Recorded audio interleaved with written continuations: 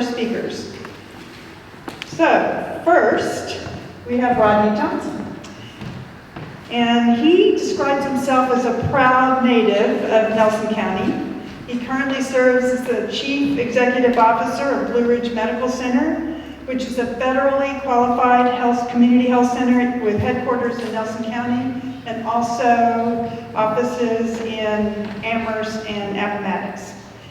And the focus for 40 years, this is our 40th anniversary, I said "our" because, you know, I used to be there. Is that Blue Ridge is trying to make sure that healthcare is affordable and accessible for everyone.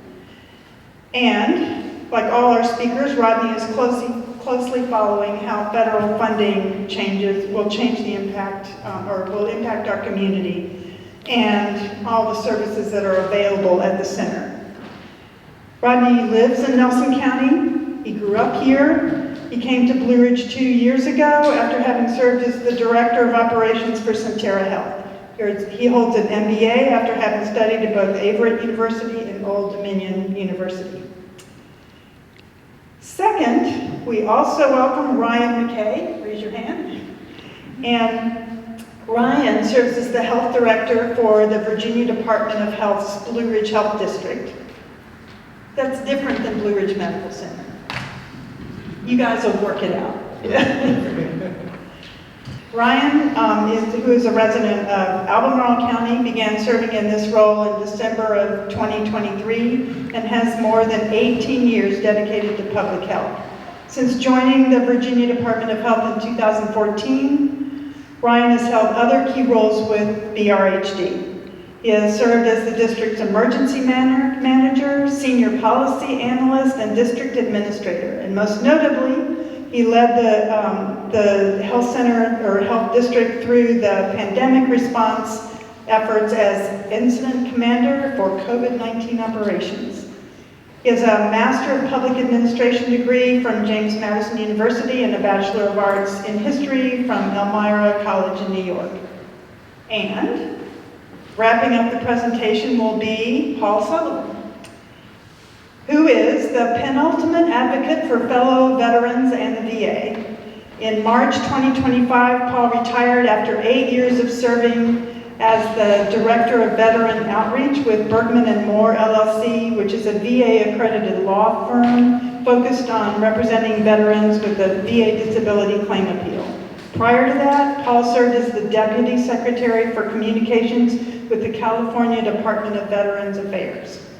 Paul served as a cavalry scout in the U.S. Army's 1st Armored Division during the Gulf War during February of 1991, and his military awards include the Army Commendation Medal, Southwest Asia Service Medal, and Georgia Army National Guard Meritorious Service Medal. Paul earned his political science degree at the University of West Georgia and completed his master's certificate in project management at the George Washington University. So, without further ado, let's have Rodney Johnson start.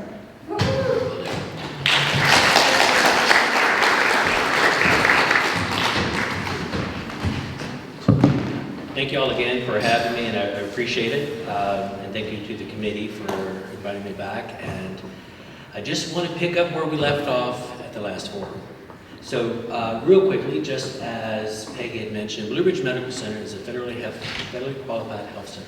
What does that mean?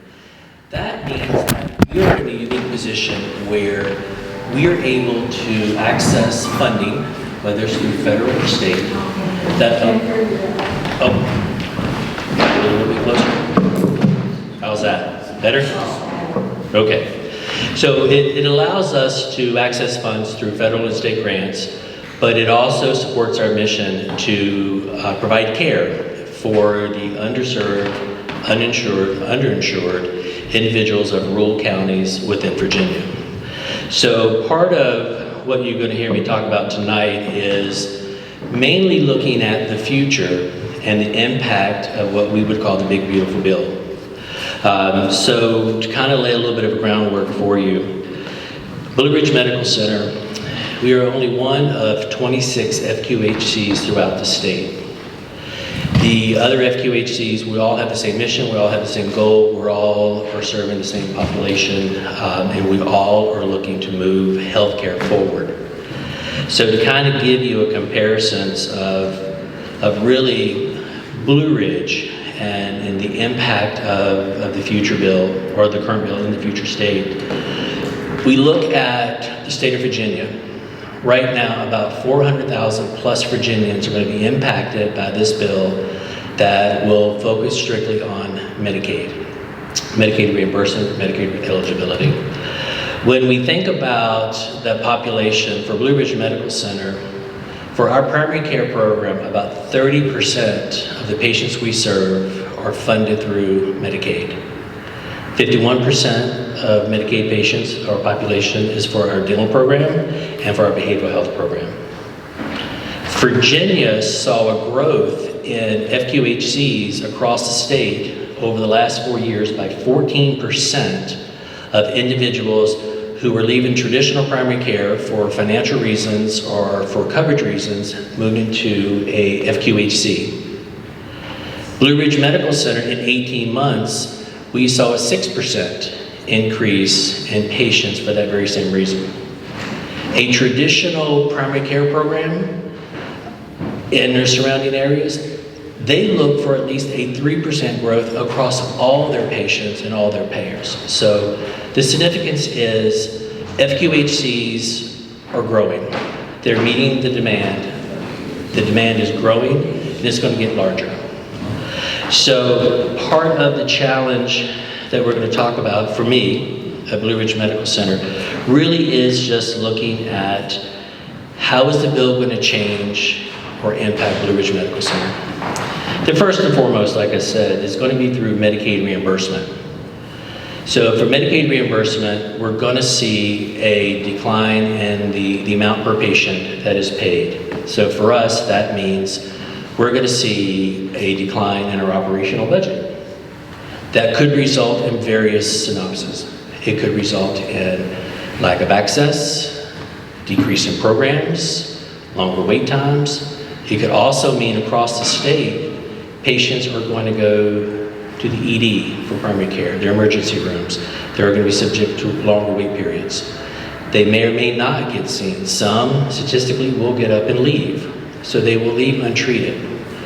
So for Blue Ridge, one of the challenges for us as an FQHC is, regardless of a patient's inability to pay, their background, their history, we see patients. We do not turn them away.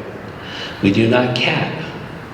We do not say when we reach a certain level of a Medicare or Medicaid or self-pay patient, we cap, we see no more. We do not do that. As an FQHC, we're not permitted to do that. So for FQHCs in Blue Ridge Medical Center, we're going to see more patients coming to us for care who may or may not be able to afford care. We will continue to treat. Another challenge that's going to be facing Blue Ridge Medical Center is, under the new bill, Medicaid eligibility and re-verification. Currently, we don't know what that looks like. We don't know how that's going to work. But individuals who are Medicaid recipients will at some point have to go in and either reapply, be recertified, be verified, re-verified. We just don't know what that's going to look like.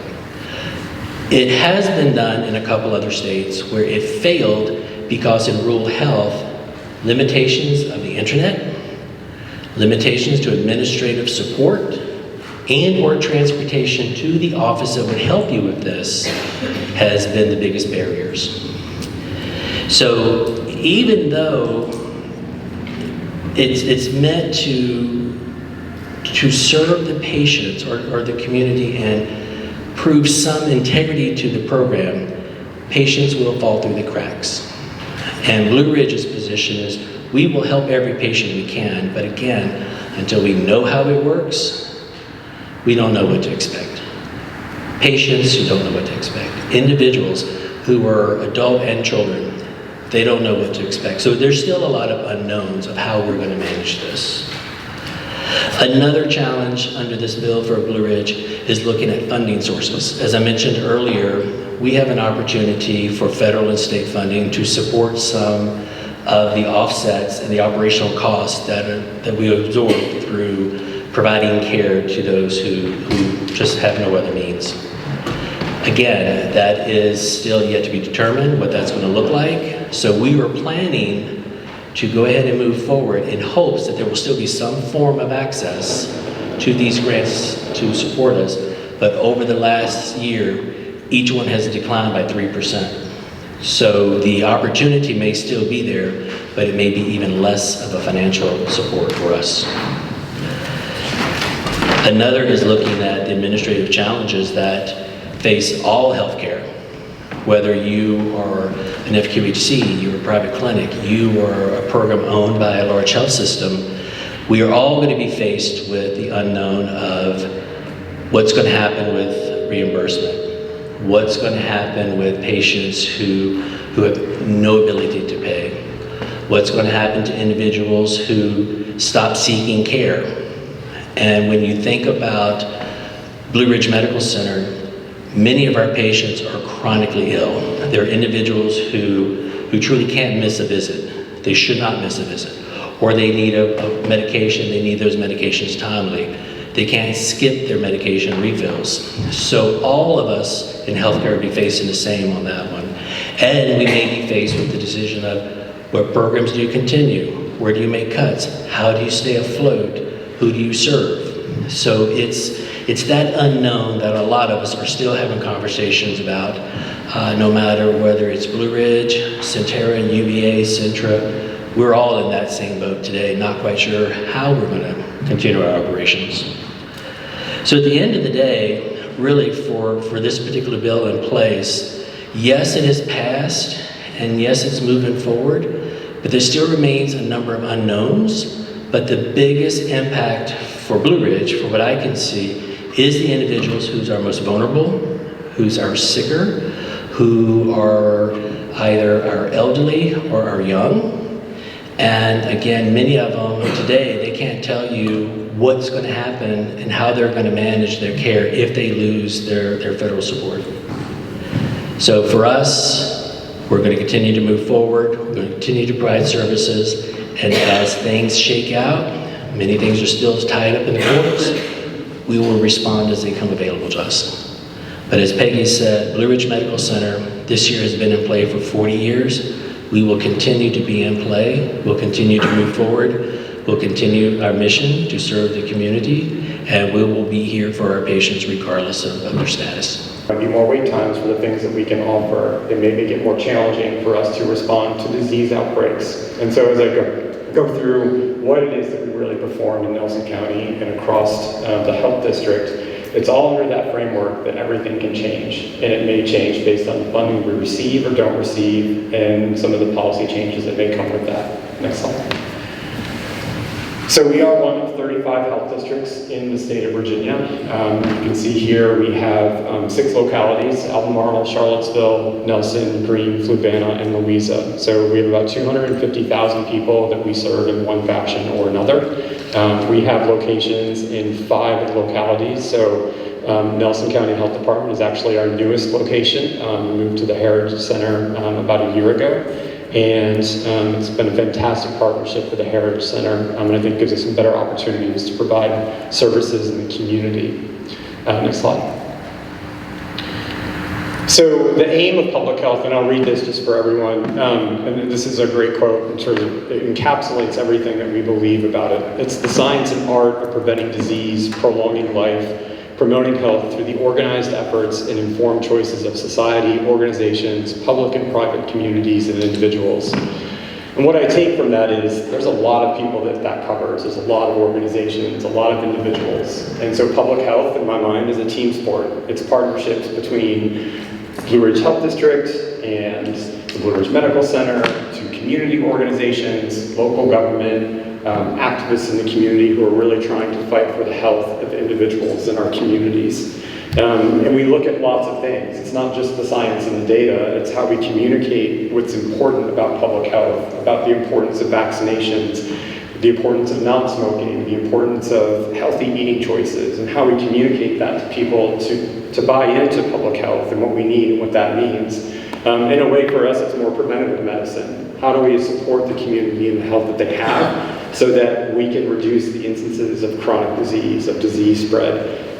It's also promoting making sure we have safe drinking water and restaurants to eat out of, and all the behind-the-scenes things that public health can offer to ensure that our communities are safe and have access to the resources they need.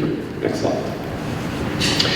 So there's a graph here, a chart, and really it demonstrates sort of like the history of where public health entered and how disease declined and early death declined. This high mark right here is the pandemic, the Spanish influenza in the late 19-teens and early 1920s. But really the advent of public health came about during this time. And we really looked at the preventative measures, the things that were causing disease to spread or to occur. And it's also the advent of vaccine and penicillin. And so as public health emerged to communicate about these things, to make sure that people understood the importance of hand washing, basic thing, right? It prevented disease, it increased the longevity of life over time. But I think what we've seen though recently is really an uptick in vaccine preventable diseases. I think most importantly about measles for us. Back in May, we had 2 individuals who came through our health district, primarily in the Charlottesville area, who had measles. And so we had to conduct a very large effort to trace, inform, and educate about what that exposure may have been. Between us and UVA Health System, there were about 360 individuals that we had to reach out to let them know they had been exposed, to confirm that they had been vaccinated and fully vaccinated. And if not, what are the measures they have to take to make sure they're not infecting others if they could become ill with measles. And so one of the big things we have to make sure is that we're providing access to those vaccines so we don't have to do the vaccinations. Similar to Blue Ridge Medical Center, we accept everyone, regardless of ability to pay, regardless of their status, regardless of where they live in Virginia. If they live in Danville and they come to our health department, we will serve them. If they don't have insurance, we will serve them. And so what we're preparing for in this, and similar to the Blue Ridge Medical Center, is if people lose access to Medicaid, what does that mean for people accessing our resources? So it's immunizations, it's family planning, STI testing and treatment for STIs if they test positive. And so those are the things that we're really thinking about. Do we have the resources to support those programs and support the communities that are accessing those if they don't have an ability to pay? And how does that impact our ability to deliver services if we don't receive the same amount of grant funding that we've been receiving for a long time? Next slide. So we have a number of core services that we offer. Some of these are mandated by the state, so think about like restaurant inspections. That's on us. We inspect every restaurant at least once a year, and we do a lot of corrections on restaurants to ensure that when you eat at that restaurant, the food is safe. The staff serving it are following specific guidelines to make sure that you're eating healthy food and safe food. The other part of that is on-site well and septic systems. So that's the safe drinking water that's set up, making sure that drain fields aren't too close to creeks and rivers. And so we do a lot of work around that. Thinking about clinical care and health care, so we don't have primary care providers. We have nurse practitioners, we see people through family planning. Typically, depending on the situation, it might be once or twice a year, but we're not doing constant, ongoing primary care. We're much more of single-use immunizations, STI testing. We may do some treatment, but we do a lot of referrals to providers, to physicians, to make sure people get the care that they need. We do have a very large sexual health program, education about safe sex, a lot of testing in the community, referring people to different individuals, providing the resources for safe sex and education. Harm reduction, so we do distribute and dispense a lot of naloxone, fentanyl testing strips. Again, all of these are sort of things that are grant funded, things that we think about if the grants aren't there, how would we be able to provide access to these resources. We have a very robust WIC program. I can say confidently that the WIC funding has not been part of any discussion from BDH down to the locals as far as any potential reductions. So a very important piece of what we do in supporting new moms and infants in terms of access to foods. One thing that has happened in the last 6 months, and this is really specific to outreach and engagement, so a lot of what we do is help people understand what our role is in the community. We connect people to different resources. We had a cadre of community health workers who would connect people to funding to help pay for their rent or their electricity, connection to certain providers at UVA Health, particularly around cancer screenings and mammogram screenings. On March 24th, we were informed as a state agency that all of our COVID funding, so for the health district, it was about $2.9 million that we had 2 more years to spend, was rescinded in an instant. So we got notice on the 24th, on the 25th, we let 15 contractors go, 6 of which were community health workers, 1 of which worked in this community right here, is from this community. And so we've had to work really hard to adjust that. And so one of those things is we haven't ended the community health worker program, it's just much longer to access those resources.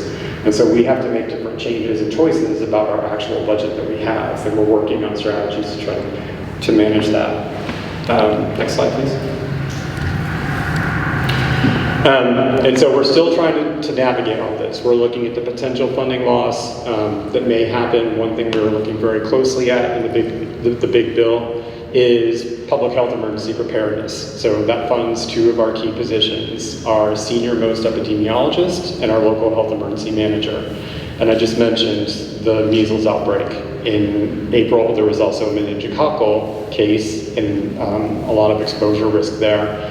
Those 2 individuals, they do the contact tracing, they lead the effort for that. And then that emergency manager coordinates all of that response. So if you think something bigger like a pandemic, that public health emergency preparedness grant funds that. And if we don't have those funds, we have to make very hard choices about all of the services that we have to figure out how we're going to pay for that service to occur.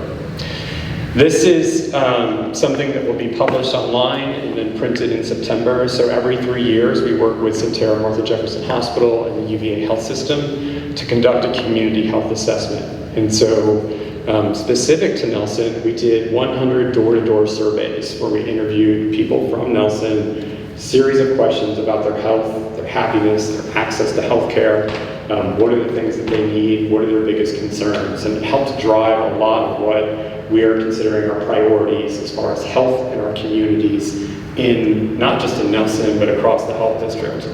So 3 priorities: chronic conditions, obesity, mental health, diabetes, hypertension, healthcare access. So do you have access to care? How long does it take you to get to a dentist, to the physician? Do you have a vehicle to get there?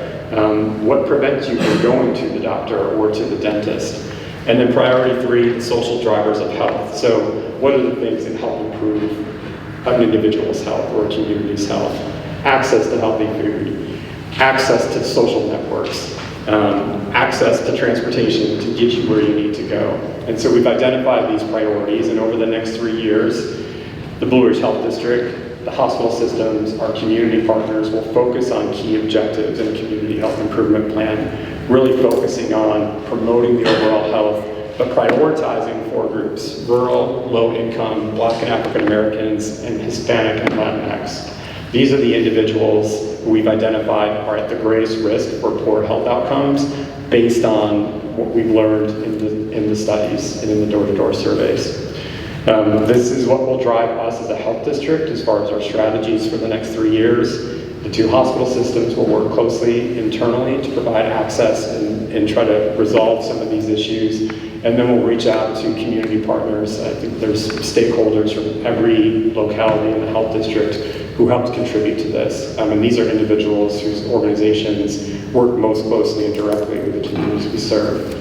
And again, all of this under the framework that funding is changing. Our priorities might have to change because of those funding changes. And the rules in which we administer our grants may also change, which may make it a little more difficult for us to operate as freely as we've been up until this point. So appreciate your time. I look forward to your questions after this. And maybe the slides can be shared if there's an email group, then I'm happy to do that. Thank you.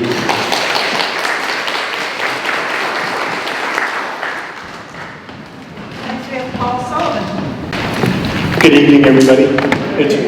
really great to have the lights come on because the sun is starting to go down. So, once again, my name is Paul Sullivan, and what I want to really share first is Nelson County is a really wonderful place. I just retired here, and I am so happy to meet so many people who are nice, who show me around the town and different activities, and then to be invited by Peggy and Kathy and others to speak at this event. So thank you very much for having me here as the new guy. I guess I'm a refugee from DC, so please don't hold it against me, all right? We're all here because we care. We want to know what's going on with federal funding in DC and the big beautiful bill that was passed, what was it, July 4th it was signed? Right. I'm here to discuss veterans. So first off, who are all the veterans? 1, 2, 3, 4, 5, 6, 7, 8. Well, welcome home. If you have any questions about veterans or VA, my contact information is right there. I just want to let everybody know that even though I have helped veterans with their care and benefits for the last 30 plus years, hold any questions about any personal benefits or healthcare questions till I'm done. I just kind of wanted to address that right up front. Now, the first statistic that I want everybody to know. Thanks to, I think it was Lynn, who shared with me that there's about 900 to 1,000 veterans in wonderful Nelson County. That's a lot. That's about 20 to 30% more veterans than your typical county. Why is that? Nelson County's a little older for demographics, and like I said, it's a wonderful place to retire. It's just absolutely fantastic here. I want to add 2 other points to the bio that Peggy gave. The first is that since I'm a veteran, I do rely on VA for care. So I'm actually speaking about veterans and whatnot based on personal experience and the fact that I worked as a project manager at the Department of Veterans Affairs at Central Office at VA headquarters. I'm the guy that figured out how many people went to the war since 1990 when it started, and how many are using care and benefits, and how much all that costs. So I had all kinds of numbers running through my head. And then I realized this isn't an audience where you want to hear a bunch of numbers. All right? When I started asking folks if I was to speak about veterans in VA, what do you want to know? And they wanted to know, okay, we're seeing a lot of whatever that fury in Washington, a lot of activity. What's happening? So if you could go to the next slide. Okay. First, before I get there, I have to explain to you what VA does. VA provides quality health care at VA hospitals to about 9 million veterans. VA provides disability education and other benefits to millions more veterans. And dignified national cemetery and burial at VA's really nice veteran cemeteries. Okay? Here's a link down here if you want to know more about VA and the great things that VA does for our veterans. But I'm not here to give a briefing on what VA does and all that kind of stuff. I just want to make sure that if anybody came here for that, if you want a copy of these slides, there's the link. You click on it and you'll find out what you need to know. Next slide. Here's what everybody kept asking me. How bad is it at VA? CBS Evening News, NBC, Fox, CNN, ABC, all the networks ran with this story that there are staffing shortages at every VA hospital. Right now, it's getting serious. So you may have heard that cuts were going to come to VA. They are already happening. It's a 50% increase in severe shortages just in the last year. Next slide, please. Okay, right here in Virginia at the Hampton VA Center. Again, here's the headline from the Virginian Pilot, severe staffing shortages. This is happening right now. Next slide, please. This is a situation where veterans are showing up for care and there's no one there. In this case, the veteran couldn't get prescriptions and whatnot because there was no one there to help this veteran. I want you to take a look at this guy right here. He's a friend of mine, Leroy. You're going to see him in a picture coming up. This is a very serious, real, verified story from an organization called Burn Pits 360. And you can see the date, August 16. Roy's my buddy. Veterans not getting care. Next slide. VA is also delaying and denying education benefits called the GI Bill. You know, you serve a certain number of years, you get some money to go to college, pay tuition, get money for books and whatnot. Well, there's now delays and denials in payment of GI Bill education benefits, and veterans are now starting to drop out of college because if there's any delay in receiving the money, they can't afford to go. Next slide, please. Now, here's something that was just in the New York Times. From 2009 to 2024, VA cut veteran homelessness in half. That's an absolutely fantastic thing that VA did. VA did it by having comprehensive assistance. Housing, health care, disability benefits, legal assistance for criminal or civil issues and whatnot, so that when a veteran was identified on the street as homeless, or couch surfing sometimes, and needed help, the veteran received a complete suite of services. The science, the research shows that this level of wraparound help reduces veteran homelessness. Now in 2025, VA wants to end this successful program called HUD-VASH. There's the New York Times headline. Next, please. So how did all this happen? Now that I've given you some really difficult stories, true, headlines around the country, how did we get here? It's something called Project 2025. Project 2025 came out in April 2023, okay? The goal was to privatize VA. Cut VA medical care and staff, cut claims and benefits, privatize VA, close VA, and eventually sell off the properties. If you've been to the San Francisco VA, anybody been there? Okay, look on a map. It's on a hillside that overlooks the Golden Gate Bridge. And you want to talk about literal billion-dollar real estate? When you see it, you'll go, wow. But that's where the government put the VA 50, 70 years ago, when real estate in San Francisco was cheap. Next. Yes, veterans warned that Project 2025 would decimate VA. I was one of the authors of this report here, okay, that if Project 2025 was implemented, there would be significant cuts to VA. And here's something we want to make sure the public knows. This is based on peer-reviewed, published scientific literature. VA care is faster, VA care is less expensive, and VA has better outcomes, health outcomes for veterans than the private sector. VA has tremendously improved since 2009. Next slide. So when did Project 2025 kick off? February 2025. You may have seen the headlines. VA fires 1,000, VA fires 1,400, VA fires 5,000, VA plans to fire 83,000, then they changed it to 30,000, and the headlines are coming out every day, and even I can't keep track of them. All right? These are doctors, nurses, mental health care providers, and the claims processors.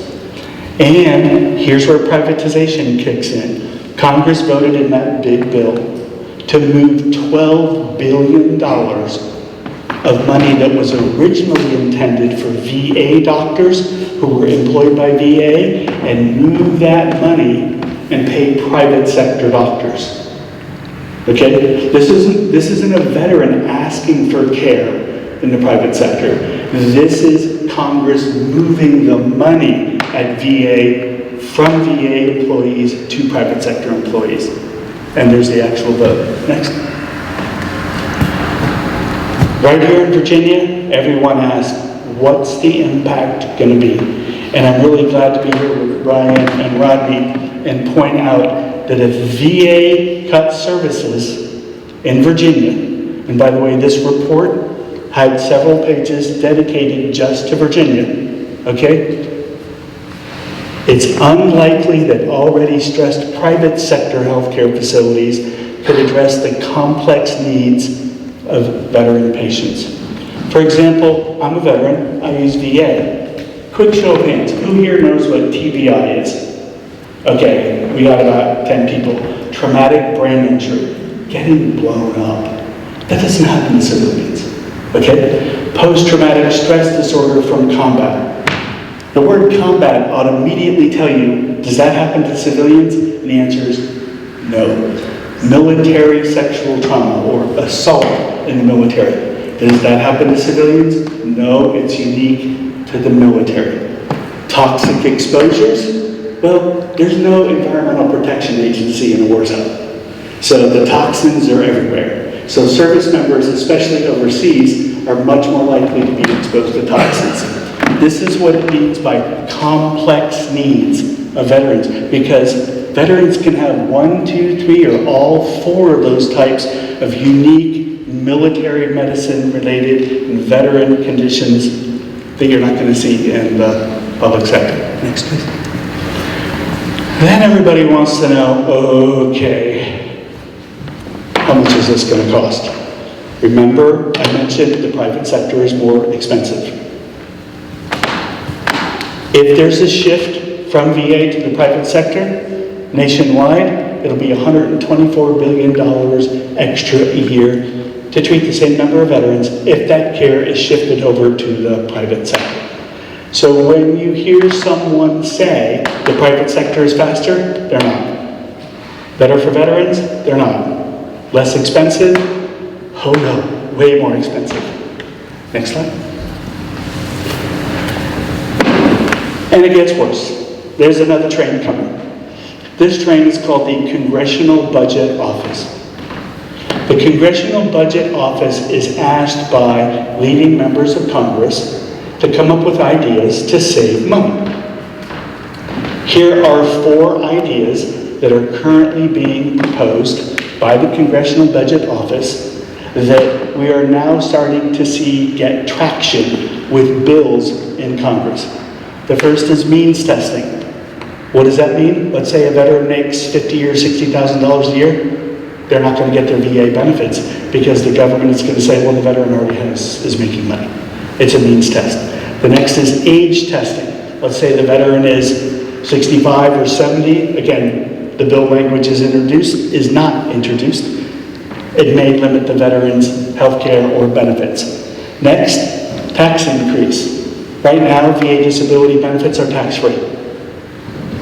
This proposal is to tax veterans' benefits. Could you imagine a veteran getting $1,000 a month and suddenly 30, 40% are coming off the top to pay taxes? That is not, I think, what Congress originally intended. And then the last one is a little complicated, but I want to share it with you. It's called rating testing. VA pays benefits in increments of 10,000. Excuse me, of 10%. So 10%, 20%, 30%, etc. to 100. Under this CBO proposal, if a veteran was rated 30% or lower, then VA would just give the veteran one small check, and the veteran's done. No additional benefits, no monthly payment, that's it. One small payment, one and done. That's a way the CBO sees to save money. Next, please. Then the next question people ask me, and I asked a lot of really smart folks, and some of them are in this room right now, so thank you. What is this PACT Act I keep hearing on the news? Well, the PACT Act is a law 30, 40 years in the making, and it addresses veterans who are sick due to toxic exposures. Agent Orange, Gulf War illness, burn pits, radiation, because remember, there's no EPA in Iraq. There was no EPA in Vietnam. There was no EPA in Afghanistan. Veterans were exposed to some pretty noxious, horrible toxins, okay? From this law that expanded health care and benefits, look at these staggering numbers. 2.5 million disability claims. 1.8 million approved. Before the PACT Act, the approval rate was between 0 and 20%, going like this. It was really bad. New VA patients, 500,000. Veterans with improved access to VA care, 1 million. This law added 1.8 million veterans getting benefits and 1.5 million veterans with new or improved access to care. Then VA said, let's just ask the veterans when they come in, how many of you were exposed to toxins? 37%. That's 3 out of 8. That's a lot of veterans who self-reported being exposed. Next slide. And then here's what happened. On March 11, Congress voted to cut $22 billion from the PACT Act. Next slide. Here's something that veterans keep asking me and I want to share with the public. There's something called claim sharks. Yeah, we got Jaws over here, right? Here's the message. Veterans should use only VA accredited, that's VA approved advocates. Veterans of Foreign Wars, the American Legion, Vietnam Veterans of America, right? Or people who on their website say VA accredited. That means their background has been checked and they're approved by VA to help veterans get their benefits, okay? The second message is don't pay anyone to file your benefit claim. There's an exception to that for appeals, okay? A veteran can, in some cases, pay if they have their VA claim appeal handled by an attorney or a claim agent. But these are professionals. They're not claim sharks. What's the damage? About $1 billion a year veterans are paying to these crooks. Yes, it's been in the Washington Post. Yes, it's been in the Associated Press. But with all of the flurry of news, this is the privatization of the benefits. Moving advocacy from the Veterans of Foreign Wars, I'm a member, full disclosure, and the American Legion, okay, I'm a member, full disclosure, and those non-profit organizations that help veterans win their claims, these claim sharks are moving the process from free services to pay to play. And these claim sharks, they don't do as good a job as the veterans group. And they charge $5,000 to $10,000 to file a claim. Here's what we're worried about. There's now legislation to legalize claim sharks. It's illegal, it's a crime to be a claim shark, and to charge someone for their claim if that person's not represented, not approved by VA. Next up. And this is just a personal point of, I want to share this. You may have seen in the last few decades that veterans in crisis and veteran suicide is a serious issue.